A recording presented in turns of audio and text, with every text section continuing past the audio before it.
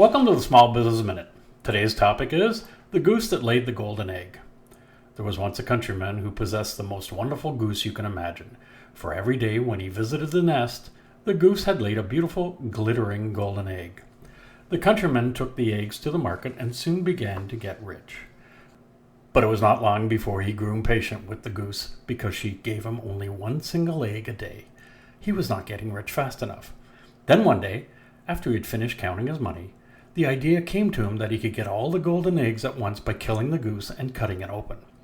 But when the deed was done, not a single golden egg did he find, and his precious goose was dead. Every time I hear this story, I'm reminded of a conversation I had with a relative of mine a number of years ago. In passing, I happened to mention that after 25 years, I was thinking of selling my business and taking the chips off the table. To my surprise, he immediately responded that it was a terrible idea and I should just hire a manager, sit back, and collect an ongoing dividend. So don't kill the goose that laid the golden egg, he said.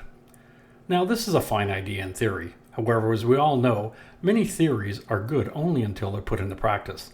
Then they just fall apart.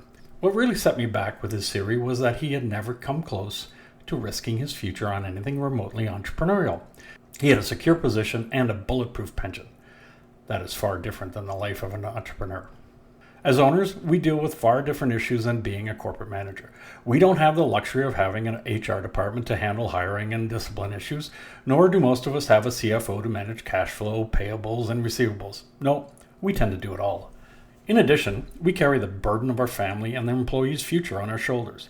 Let's not forget the hours spent worrying how we are going to generate revenue during a particularly lean period, or wondering where the next threat to our business lies. Let's face it, if we're honest with ourselves, this is what we signed up for, and for the most part, these challenges are what drives us forward. But the list of things that preoccupy us is endless. And unlike an employee, we don't leave these worries at the office. They are always lingering just below the surface, 24/7. This theory of hiring a manager to run your business is a great idea if your plan is to expand your business holdings in other areas. This is because you're still engaged. However, if you've reached a point or age in life where you've achieved your goals and are no longer motivated, then this is just a bad idea.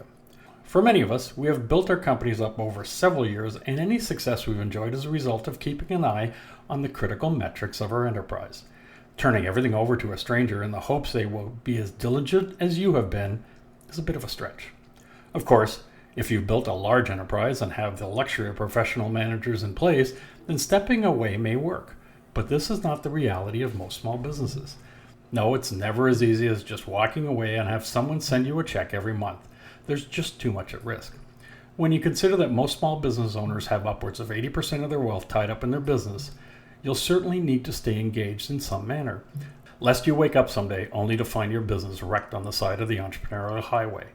This is not like a guaranteed annuity that sends you a check every month until you die without lifting a finger. Further, do you want to risk having to re-engage in your business after an extended absence from the industry if the manager doesn't work out? If you're like most of us, the answer is probably no. What the uninitiated don't realize is that most owners decide to sell because they feel it's time to move on and take the chips off the table and leave the worries behind. Hiring a manager and hoping they do well just gives you one more thing to worry about. Isn't that what we're trying to leave behind? Every fairy tale has a moral, and so does this one. It's simply watch where you get advice. It's always easy to be an armchair quarterback and offer an opinion when you've spent your life on the sidelines. Let's remember, it's just a fairy tale. There never was a goose that laid the golden egg. I'm Greg Weatherden, and this has been your Small Business Minute.